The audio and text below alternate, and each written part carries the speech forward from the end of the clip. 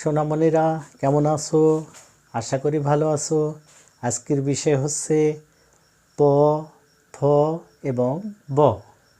আমি তো রেডি, নিশ্চয় তোমরা খাতা কলম নিয়ে রেডি, ঠিক আছে? আচ্ছা, শুরু করা যাক তবে। তাহলে প্রথমে আমরা প শিখব।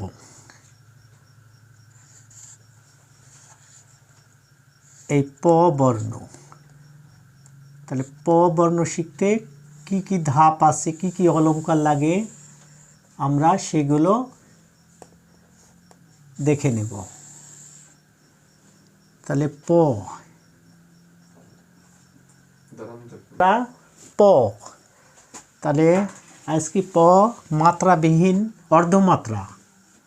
তাহলে প্রথমে আমরা এই একটি প্রথম ঘর, দ্বিতীয় ঘর, তৃতীয় ঘর, চতুর্থ ঘর। তো আমরা প্রথমে ঠিক টিক চিহ্নর মতো করে নেব এটা, তারপরে এই দুইয়ের মতো করে, তারপরে ঠিক আবার আমরা প্রথমে আবার যাচ্ছি, প্রথমে ঠিক এমনই করে নেব। তোমাদের সুবিধার জন্য এমন করার পরে এখান থেকে একটু এই বরাবর নিয়ে যাব, তারপরে এমন করার পরে এখান থেকে এই নিয়ে যাচ্ছি, তারপরে এইখান থেকে ঠিক একটু বড় করে নেব, এই যে এখান থেকে এখানে নিয়ে যাব,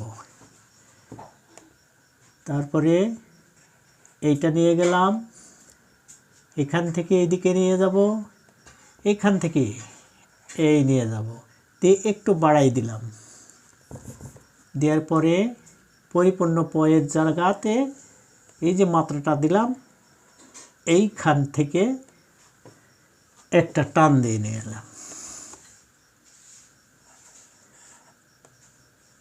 এইবার এই হয়ে গেল প। পয়ের অর্ধমাত্রা, মানে অর্ধেকটা, এই পিছনে একটু সামান্য মাত্রা, এটা হয়ে গেল প বর্ণ। তাহলে সাথীরা, বন্ধুরা, সোনামণিরা, আমরা আজকে প শিখলাম এই মাত্র। এবার আসবো আমরা ফ বর্ণ।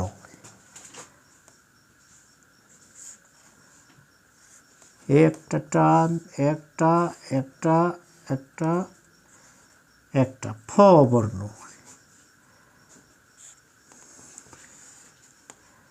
তাহলে আমরা ঘরটা নিয়ে নিই।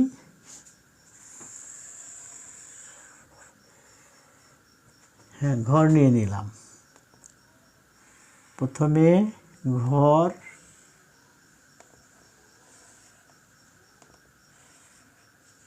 এই ঘর নিয়ে নিলাম। তাহলে আমরা ফ লিখতে প্রথমে মাত্রা দেব, মাত্রা দেওয়ার পরে ঠিক এইখান থেকে একটা টান দেব, তারপরে আবার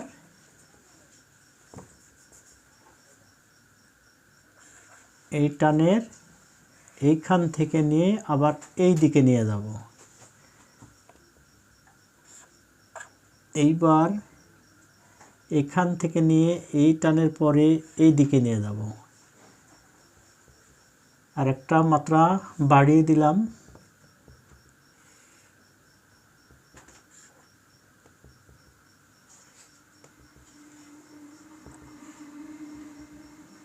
এই একটা মাত্রা, তারপরে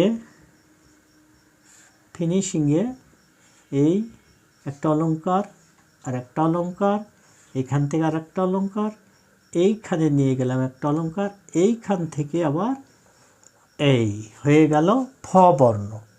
তাহলে আমরা কিভাবে ফ লিখব সেটা শিখলাম। এবার আসি আমরা ব বর্ণ লিখতে। কেমন করে ব বর্ণ লিখতে হয়?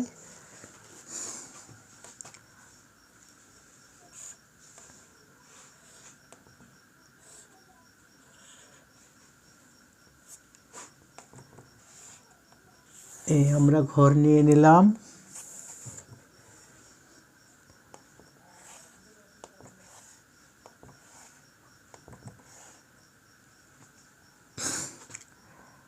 প্রথমে মাত্রা, তারপরে দ্বিতীয় অলংকার, তারপরে দ্বিতীয়র পর এই তৃতীয় অলংকার, তৃতীয় অলংকারের পরে এই চতুর্থ অলংকার,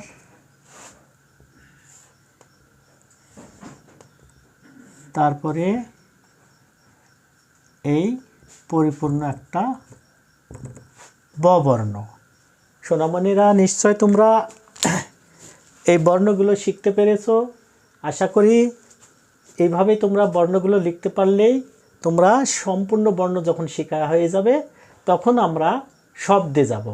তাই আঁকিঝুঁকির জন্য মনে হচ্ছে মনের মধ্যে খুটখুট করছে, তাহলে একটু আঁকিঝুঁকি করি।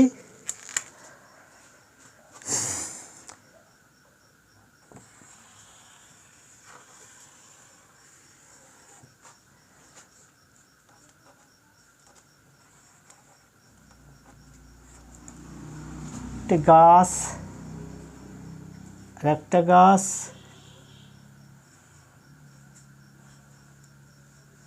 আরেকটা গাছ, এখানে একটি ছোট্ট গাছ,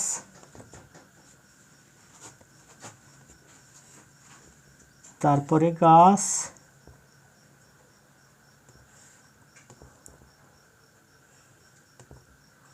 একটি বড় গাছ দিলাম,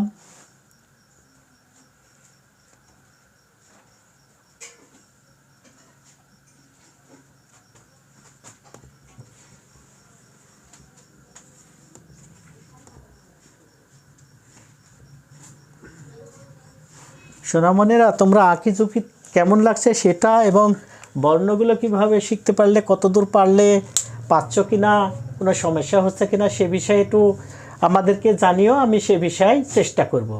ভালো থেকো, সুস্থ থেকো, আল্লাহ হাফেজ।